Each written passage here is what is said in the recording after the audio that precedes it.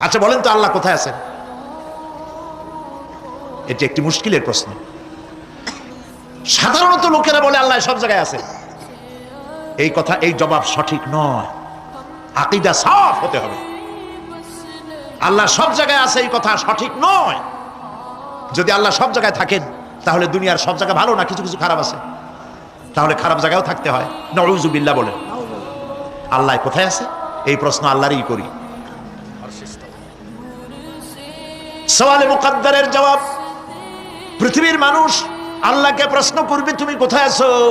রব্বুল আলামিন প্রশ্ন করার আগে জবাব দিয়ে দিয়েছেন আর রাহমানু আলাল আরশি ইসতাওয়া। আল্লাহ পাক আরশে আজিমে আছেন। কোথায় আছেন বলে? এক আঙ্গুল আকাশের দিকে উঁচু করে বলেন আল্লাহ কোথায় আছেন? আরশে আজিমে আছেন। সুবহানাল্লাহ।